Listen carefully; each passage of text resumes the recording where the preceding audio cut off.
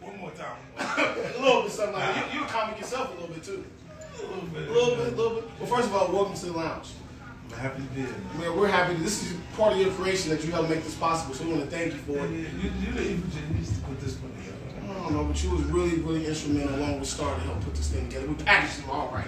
So really good deal. And you paying for it. Yeah, and you paying for it. Speaking of paying, can we get him some drinks? He's in the Branson Lounge. It's only right. We got the Branson babes in the building. And please give Chaotic a drink as well. Can I have one? Can I have one too as well? Well, thank you so much. Aren't the Branson ladies so beautiful? That's nice. How you gonna get them to come? I begged them. You begged them? I begged. I said, please, if you got the boss man in town, would you please do it? And they said, yeah. Cheers to your sex, first of all. Thank you very much. Tap one time. That Branson pretty good. You like that? Speaking of Branson pretty good, what is Branson? How did you come up with the whole idea? What's that? How did you start the whole process? Well, the process, I've been sought out to be a part of this first group since 2004. Okay. Then get involved in 2016. And the Beam Centauri. Okay. My first piece was the Effing. Yeah. So they did a deal that mirrored like Puffy's deal with the idea. Right. What's around? So it's like a profit share. Because y'all was always going back and forth. Yeah, we had fun with that. You know, no more Puffy juice. Yeah. All that, and then all that goes away once we're not in competition. Right. Just being competitive at that point.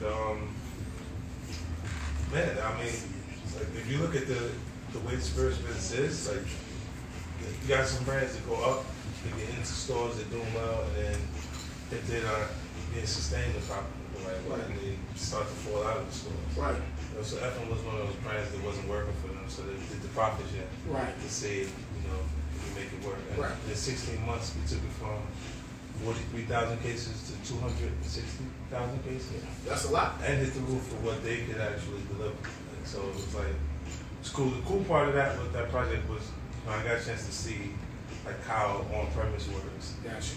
And, you know, things that they say are against the rules versus what. Right.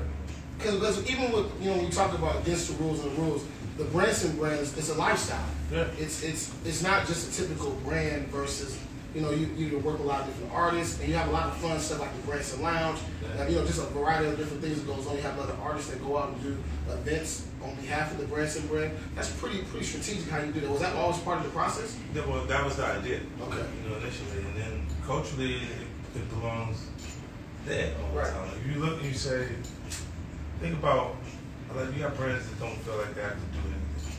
Like, they had, with Cristal, they had article about that. They had an No, Cristal. Cristal, okay. They put an article out where they don't feel like they have to do anything marketing-wise to keep the brand functioning, and I don't believe that. I think you got to be active, be out there. Like Hennessy was better than Cavassier to me because it was connected to our culture. Right. And music culture. How many times you heard them make references to Hennessy as music? Well, you know, like this would be one of those things that Branson replaces.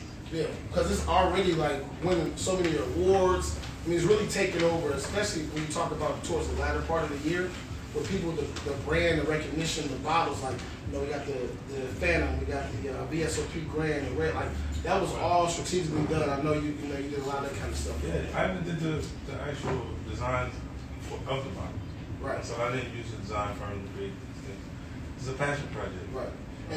And just to be clear though, when you talk about a lot of artists and celebrities, they get behind brands and shit promoting it. This is not the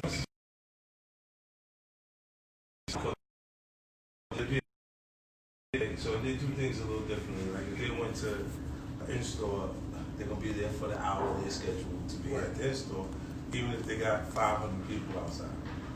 You know, because that's what they contracted obligated to do. So they're gonna do that. It's not wrong. Like I think if like the company overall is called Side Spirits. I'm building this company. My little guy to run it. Right. Little side. Yeah. Okay. So later it's transition and this will be the company that I can run. Gotcha. So this is all part of it. Like you think things through pretty thoroughly, like step by step by step. 10 years down the road, 15 years down the road, all of this was part of the plan, part of the process. Well, yeah. After you see what areas, after you identify what areas you can directly influence. You know, you start to. I like to do things that I know I can affect the marketing process. Like Power in the beginning. Power series, I took $17,000 per episode. You took $17,000 per episode. And I'm acting in the show, and I was the executive producer of the show. And you know they paid me more just to go to the nightclub. Right. Not even to perform, just to go hang out. So what I'm doing it is to get them invested in the idea, and then as they grew, started doing better and better. And the overall deal situation comes in, and then they pay me later. They gave it to me, but they gave it to me later. Gave it to you later, but you got the bag. Yeah. You're getting a lot of bags. I mean, you got how many TV shows going right now? Currently 16 total. Man. Okay, I think, man, we might have to talk to the whole team about maybe, some, Christmas time coming, some bonuses, stuff like that. What you got to do with TV? What you got to do with TV? All of a sudden, I didn't want to bonus. You know what? I got one television. I got power. You got the #1 show on ABC right now too, For Life. Yeah, For Life. That show is based on Ice Wright Jr.'s story, and it just when he came to me, he was breaking it down to me, and I was Googling whether it was true at the same time because I didn't believe it. Like, this guy, he represented himself. He got sentenced to 70 years plus life. 70 years plus life. Plus life. I mean, you ain't coming home. Yeah, the first person convicted under the Kingpin statute in New Jersey, and studied law while he was incarcerated, and became a prison rep, represented other inmates until he came good enough, was able to use working on their cases to create case law that helped him his case. He came back and he was able to work himself out of jail. He's currently running for mayor. Yeah, but since running for mayor, I started. I mean, you post a lot of different things, and you post. Yeah, I'm excited for him, man. Yeah. Like, he's the kind of guy that doesn't lose. Right. How can you lose when that's meant when things are meant to be for you and they're meant to be for you? Yeah, because that's not even one in a million. He's like a unicorn. Right. Like, for you to go represent yourself at some point, you want to bring somebody around that's a little more experienced than you. Yeah. So they can help you. But for him to continuously represent himself until he got himself out, it's different. And then the system, like I know more brothers that got into situations and you go, you better cop out now before they hit you with crazy numbers. Right. You know what I mean? And then they cop out before they go get to the process. Yeah. And get screwed over. Take a bad situation before it gets worse. Yeah. And you've taken a lot of bad situations and you made them great in a sense. You gotta work with whatever happens. You know what I mean? Sometimes you can't control it. Like I think we all would like to feel like we're in control of life, and we're not. Nah.